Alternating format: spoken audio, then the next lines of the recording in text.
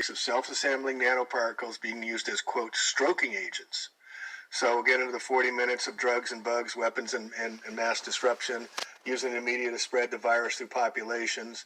As a scenery describes 3 years ago, uncanny familiar what is going on now, the nasopharyngeal swab test should be avoided at all cost, no doubt.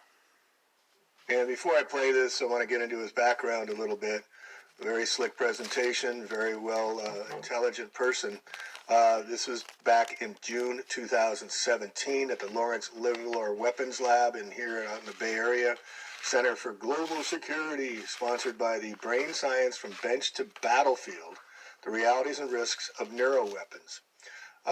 In this briefing, neuroethicist, right? James Giordano, Georgetown University Jesuit.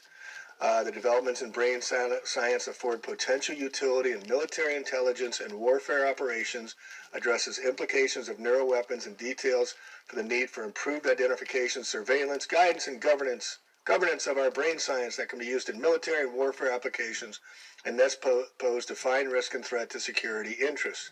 He's a professor of departments in neurology and biochemistry, chief of neuroethics studies program, co-director of the O'Neill Pellegrini program in brain science, global health law and policy at Jesuit Georgetown University Medical Center, Washington, D.C., senior researcher and task leader of working group on dual use in the EU, European Human Brain Project, and has served as senior science advisory fellow of Strategic Multi-Layer Assessment Group of the Joint Chief of Staffs of the Pentagon.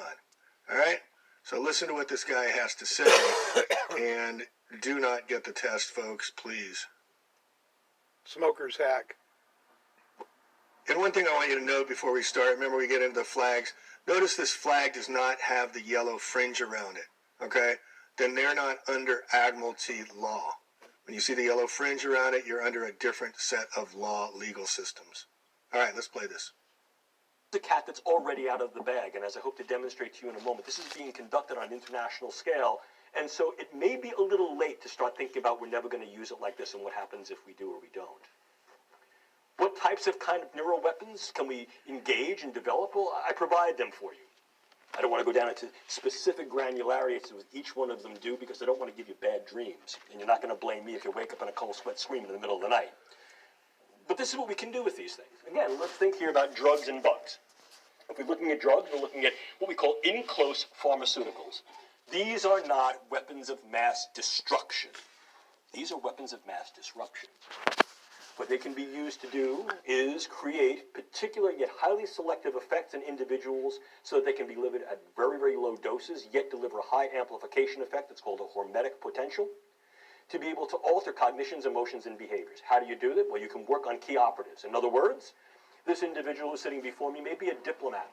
They are now coming to interact with me. They may have a posture that does not necessarily align with mine. Can I alter their cognition? Can I alter their affiliation? Can I alter their emotionality? And in such a way, might I be able to alter their behavior? Yeah, I can. And if, in fact, this individual possesses political or charismatic capability, charm, charisma, leadership potential, to then stand before their people and say, this guy's my best buddy now. They might go, well, I'm following this guy. Or they might think he's stark raving mad and I've created social disruption within his political ranks. I can do that on a variety of levels, from individuals who are head of a small family or group, to the tribal, to the community, to the large-scale population. So we can utilize these things to be able to affect key operators and dynamic individuals who may charismatically, politically, or through other means of power be able to affect groups. It's a ripple effect. It is a ripple effect. Moreover, we can induce a number of neuromicrobiological agents to then incur something called high morbidity. These are not necessarily mortal agents. We can modify the existing palette of bacteria and viruses through the use of gene editing techniques. Very viable. This has been some of my ongoing work with my colleague Diane DeUlis at National Defense University. And what we can also do is recognize that there are existing microbiologicals that can be harnessed to then induce the effects. You said gene editing, right? CRISPR, ring a bell? We can also engage certain chemicals that way. What we want here is a morbidity factor, not necessarily a mortality factor. I want to make people sick.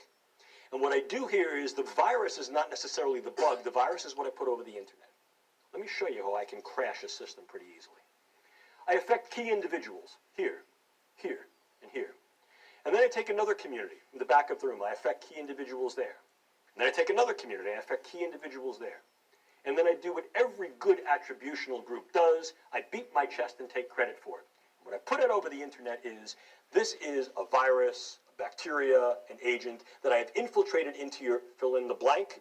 I say it's a weapon of mass destruction. And what I tell you it's going to do is it's going to produce paranoia, anxiety, and sleeplessness. What I've just done is I've recruited every paranoid hypochondriac to think that they have whatever that is. I've used salient and sentinel cases, and I create essentially a legion of what's known as the worried well. They now flood emergency rooms. They flood their clinicians. The CDC responds back and says, no, no, no, there is no such a thing. And I've created a schism of trust between the population and the polis. It's both a short and a long war's effect.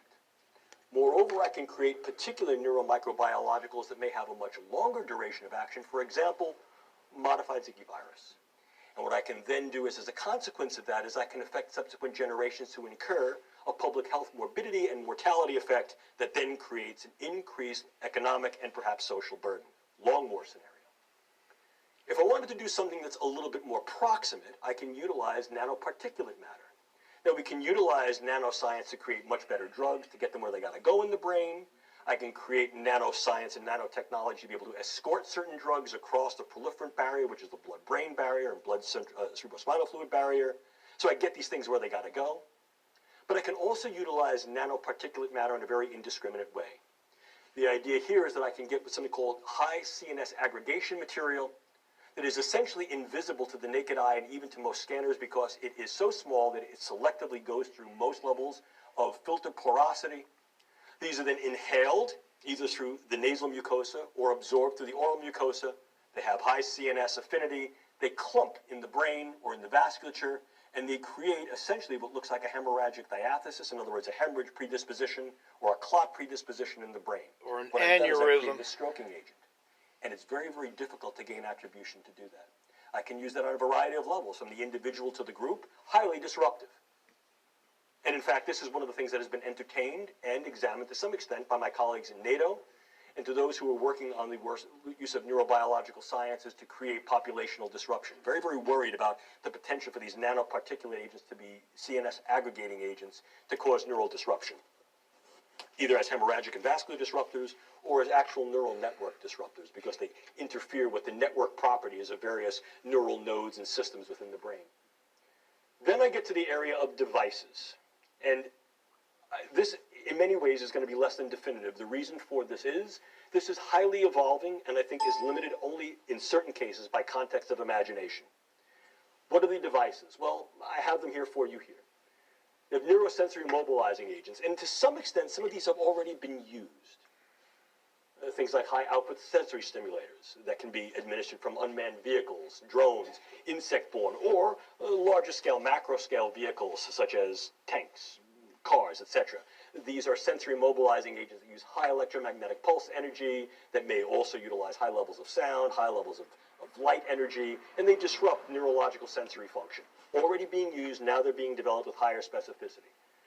The idea of intracranial pulse stimulators take this one step further. Now the idea is to utilize direct electromagnetic pulses to be able to disrupt neural network aggregation. There have been some animal studies that have been done that look at the viability of electromagnetic pulses across various distances to essentially disrupt the network properties of the brain and create confusional models. So these are both individual and group disruptors. You also have the idea of the altered reality tactics that is primarily used in irregular warfare. And here, once again, Altered reality? Does he mean the Mandela effect? we understand the construct of the way neural networks operate. They operate by key controller and influencing nodes that interact with other neural networks within the brain electrochemically. If we can utilize transcranial mechanisms to be able to disrupt this, what we can do is we can create disrupted neural network aggregation and literally disrupt people's sense of time, space, and place. And there have been a number of experiments that have examined this, more in the medical context of looking at how we can try to control epilepsy, and we do recognize that these things are viable, although they have not yet been translated directly into operational use. But they have been entertained for certain forms of special operations in irregular warfare, and so they're on the palette of possibility, although not near-term probability. Yeah. If we go one step further, I think it becomes important for us to also understand that we can utilize devices slightly differently. This is the idea of the sort of non-human cyborg. And I don't use that word in any way colloquially. I mean it literally. A cybernetic organism that is an integration between a biological system and a technological system. The pioneering work in this field was done years ago. It was Delgado's work with deep brain stimulation in a bull. He utilized deep brain stimulating electrode coupled to a remote device, got into the bull arena, induced the bull to charge, pressed the button, and arrested the bull's forward motion. Stopped, poised right before him. See what I can do through the use of cybernetic interactive systems. Remotely controlled brain systems, brain interface. Could we now utilize that on different scales? Well, we're not talking about dropping electrodes into people's heads, despite what people will say. This is not a large-scale program to infiltrate the population with indwelling electrodes.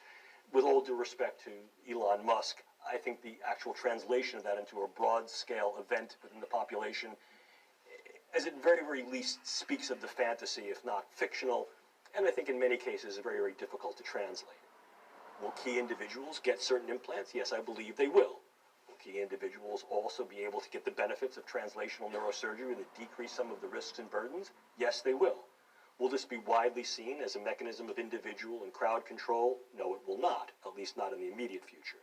But what has gone from the drawing board to the reality is this: the use of neural interfacing and physiological interfacing through the idea of remote-controlled small-scale systems to be able to modify the behavior of non-human animals.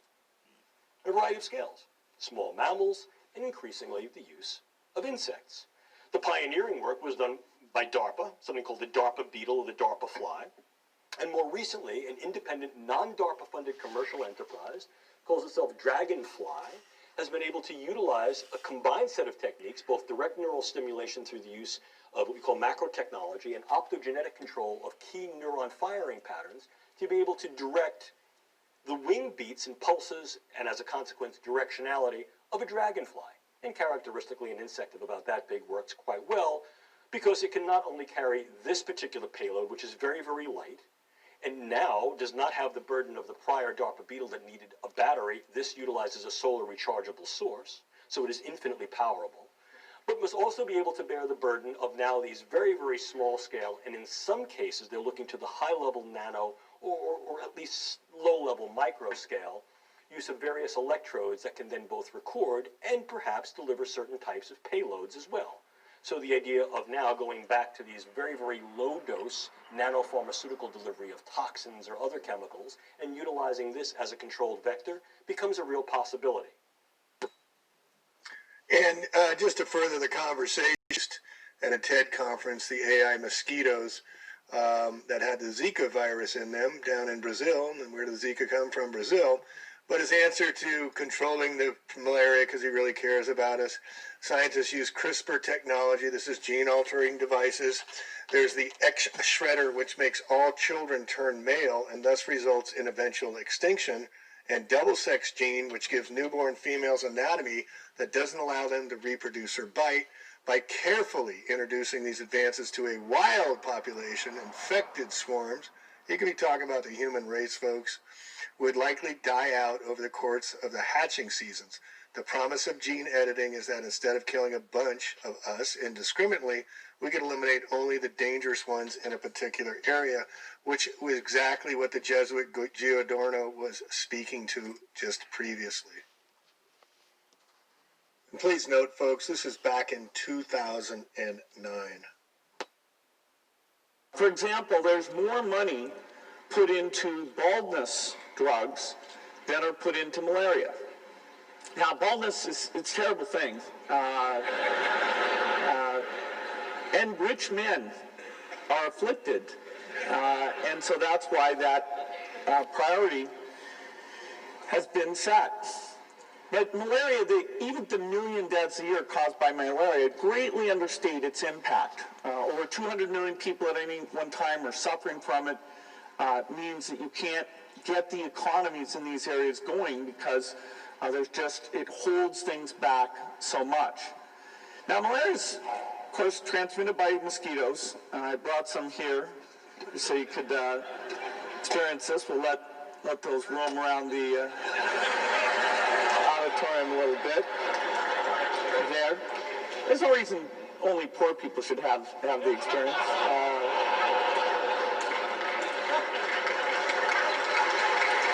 Unbelievable, right? Those mosquitoes are not infected. Is spread by mosquitoes. I brought some here. I'll let them roam around. There is no reason only poor people should be infected. Roam around. There is no reason only poor people should be infected. And this is how they're targeting certain types of people that Celeste Salam, former FEMA employee, has disclosed in her many videos. Please go to her site. I'll put the links in here as well. How to find bioweapons lab in your area. The coronavirus is an accident. She does a lot of great information as to what the Jesuit Giordano was speaking to as far as a militarized operation. And I'm going to get into it more, folks, but we're being attacked from the federal government up in Portland. I'm going to do it on the next video, but this is not a county state operation, folks. This is a worldwide operation to use these nanoparticulate devices that DARPA and the others have been militarizing for years and to enfoist on us. And if you listen, they were mind controlling what we think. They're changing the attitudes. They're gene altering our bodies with these tests. So please, please don't do that. All right. Peace, love, and understanding. First step is always education. You must know what you're up against before you can stop it. Be the resistance, folks. Time is short. Peace.